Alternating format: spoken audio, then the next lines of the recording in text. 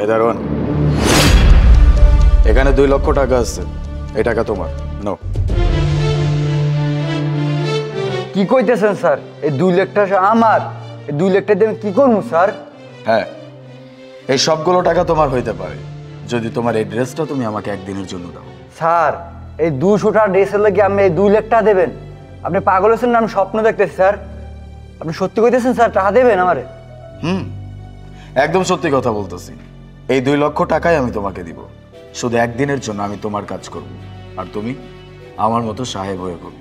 হ্যাঁ স্যার, আপনি কি কইতেন স্যার? আমি তো পাগল হয়ে যাবো স্যার।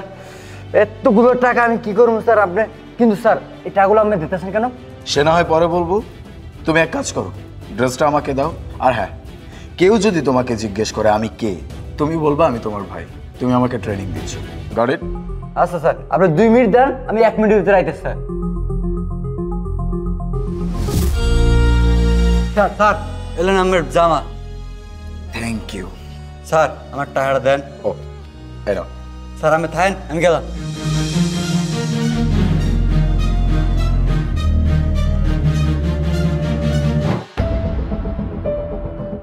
এই খারান খারান খারান খারান। কই যাইতেছেন? কেন? বাসায় যাচ্ছি। না, বাসায় তো মাইয়া নিয়ে ঢোকা নিষেধ। এই তুমি কাকে কি বলছো? বুঝে বলছো? এই তুমি কে? হ্যাঁ, আর আমাদের পুরান দারোয়ান কোথায়? ম্যাডাম, এই যে আমি, এই যে। এই তুমি থাকতে এইটা আবার কে? আপামনি হয়েছে কি, হ্যাঁ আমার বড় ভাই। আমি ওই যে দারোয়ানের চাকরি নিমু, তো আমার ট্রেনিং দিতেছে কেমনে কি করতে হয় আর কি। তাই তো বলি যে তুমি আবার কে। এই চেনা নাই জানা নাই, তুই স্যারের আটকে চোখে লেগে চাকরিটা কি তুই খাবি আমার? হ্যাঁ, তোমার ভাইকে বুঝাও যাকে তাকে যেন গেটে না আটকায়। আর হ্যাঁ, তুমি অনেক সৎ, তোমার উপর আমি খুশি হয়েছি। এই যে নাও, তোমাকে আমি 500 টাকা দিলাম। স্যার আপনার পরিচয়? কেন? না মানে এরপরে জানি আর কোনোদিনই চিনতে ভুল না হয়। ও আচ্ছা, আমি তোমার ম্যাডামের বয়ফ্রেন্ড, চিনে রাখো, ঠিক আছে? চল। যে আর জীবনেও ভুল হইবে না। স্যার টাকাটা আমার দেন, আমি তো লাখপতি, আমার তো কোনো টাকা কামালাম না, আমার দেন না স্যার। আসলে এই টাকার আমার কোনো দরকার নেই।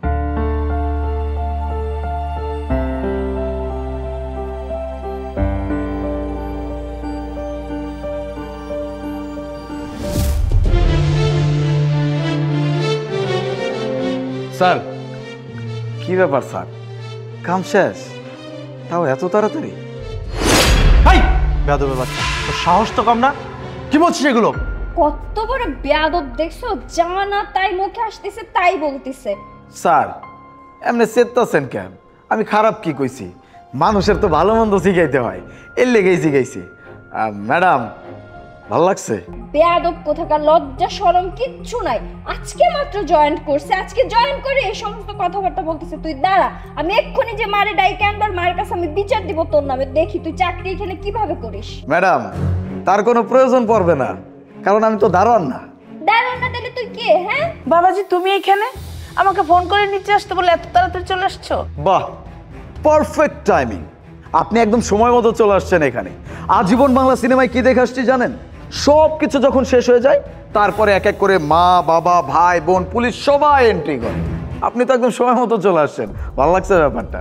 কিন্তু বাবাজি ওইটা পরে হবে, তুমি এই ড্রেসে কেন?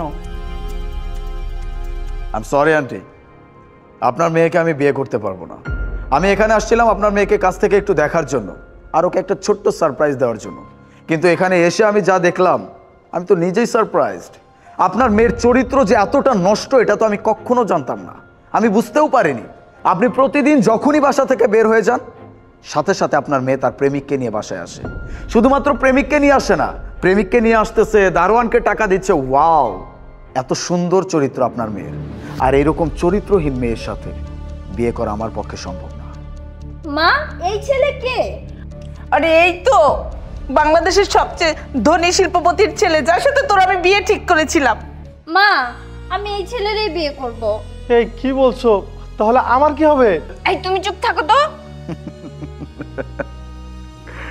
আপনি কি আমাকে পাগল ভাবছেন? আপনার মতো একটা চরিত্রহীন মেয়েকে আমি বিয়ে করব? আপনি তো শুধু চরিত্রহীন না, আপনি লোভী, সাথে গোল্ড ডিগার।